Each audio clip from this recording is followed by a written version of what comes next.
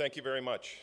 Today, I'd like to take 10 minutes and give you at least a high-level overview of Sabina and our Back River project in southwestern Nunavut. Investment highlights, and I'll go through some of these in a little more granularity. This is a world-class district, tremendous exploration upside today that we have developed a feasibility on 2.2 million ounces and measured and indicated. We have a total resource of 5.2 million ounces and an additional 2 million ounces of inferred for a total belt today of 7.2 million ounces. We haven't done a resource update since 2015. There's 3 discoveries. I'll walk through those that have certainly provided some upside to even that very significant number. It's a de-risk project. We're through feasibility, we're through basic engineering. We're now permitted and shovel ready, have very strong financial backers. This will be one of the newest gold producers, and again, in a multi-generational belt. And I think as important is management and background. We have a track record of building, operating, and at the right time and the right cycle, selling to provide a very good return to our shareholders. Today we trade in the neighborhood of about $1.40. I think that is, by our numbers, trading approximately 0.4 times NAV. The base case feasibility, and again our feasibility I think is the only one that's out there currently that uses $11.50 US gold with an 80-cent dollar. I'll talk a little bit about sensitivities to price later in the presentation. Cash in hand, this is a little out of date. We just came out with our latest quarter and we're still $40 million in the treasury. What we believe is there isn't value ascribed for outside of our reserves, our resources, the jurisdiction, the rest of the belt itself, those remaining ounces in mineral resource and more importantly in mineral inventory. The potential that we've shown now by stepping out on some of these assets by over 500 meters down plunge to show that, again, these will be around for many years. We also have a silver royalty on the Hackett property.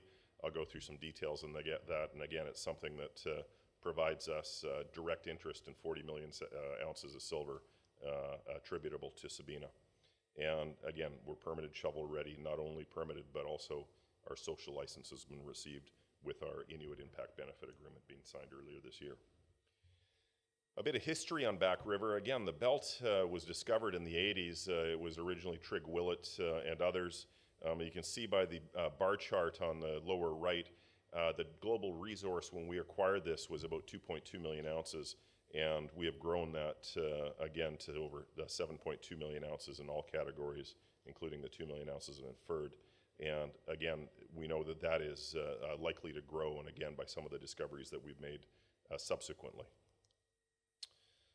This also has the distinction as either highest grade undeveloped open pits in the world of over 500,000 ounces.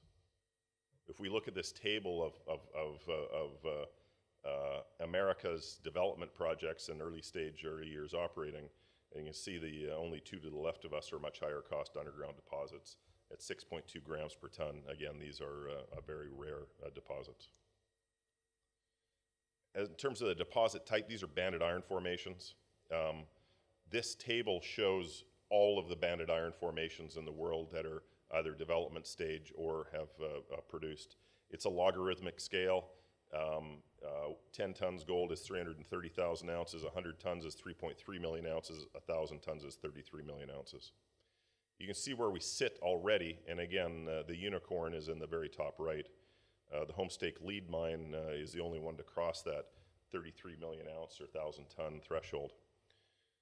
We have the distinction of being the largest banded iron formation pre-production. One of the attributes to well-formed banded iron formations is they tend to go to great depths, and Homestake would be a great example, is it never ran out of gold. It ran out of economics at over 8,000 feet. Again, the 4 larger than us have been in production for a long time, and that includes not only today's resources, reserves, but also reserves that have been depleted. So I think certainly we have very strong indicative evidence that this is going to be much larger. And certainly more than indicative evidence is certainly drill results. If we look at this banded iron formation, this is just a slice of about 8 kilometers of 80 kilometers of this district. What you see on the left is the Llama Deposit, and that's been drilled. Last year we made a discovery that we've shown at over 500 meters below our known resource. It still continues at grades and widths that are better than what we've seen historically. Umwelt, we've drilled down to 1,200 meters and still open. On the other end of the belt, we had what we call the Goose Pit, which is a 1 million ounce resource, a 700,000 ounce reserve. And we've never been able to find that corresponding down plunge element until this year. Now, what's different about this banded iron formation than many is, again, if we look at Meadowbank, if we look at a Musselwhite, if we look at Lead, South Dakota, they're deep plunging deposits, and they get to the point that that elevation and inherent costs with mining deeper render them uneconomic at a certain point. Well, one attribute to at least this portion of the belt is you can see it's shaped like a banana. It's actually folded back to surface. Well, one of the things until this year we have never been able to find is the down plunge element of the Goose that we believe could be part of the connectivity between Llama, Umwelt, and the rest, which we think the bottom of this keel is around 2,000 meters. And what we have found is both on Hook and Navoyak that we have found that they do continue.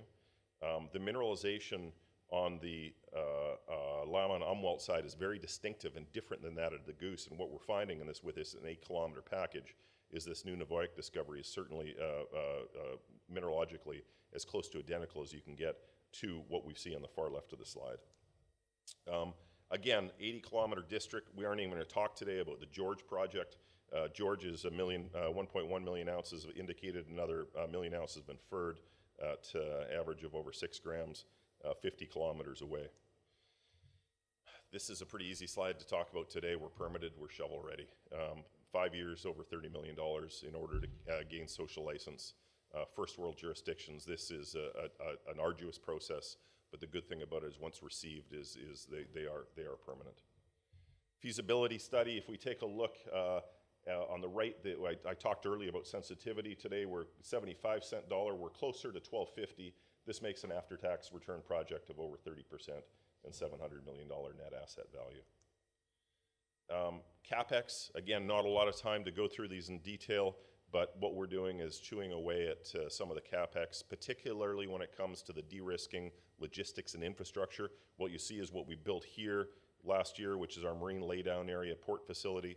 That was built ahead of schedule and on budget as compared to our 2015 feasibility.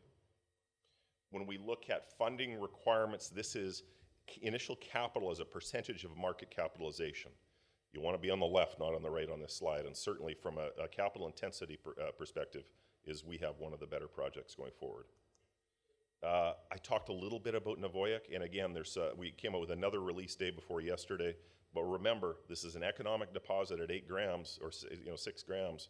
Our discovery hole there was 40 meters at 12 grams, and the follow-up holes you can see to the right, more to come. We still have additional releases from Navoyak.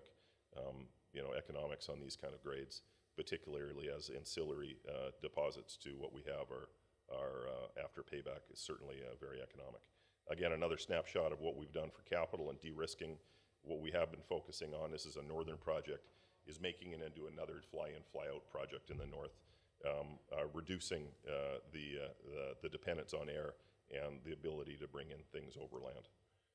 Hackett, again, I spoke about that, but it's 22.5% on a direct royalty of the first 190 million ounces, which is the resource, 12.5% thereafter. Again, no value being attributed to that. And if we look on this slide, this is grade over size. Again, you want to be in the top right. The only undeveloped projects that are out there that are greater in terms of either one of those have 20% holders already of majors in jurisdictions that I don't think you could compare to Canada. This is a little tougher to read, but what it is a matrix that's been put together by National Bank recently, and it really is country risk, a grade, size, potential, and what I can say is that we can show you this if you come by and visit us, that we score very highly in all of them. So not a lot of time to go through the details, but I hope you get a flavor for for the kind of upside and the background to the Sabina's Back River project. Thank you.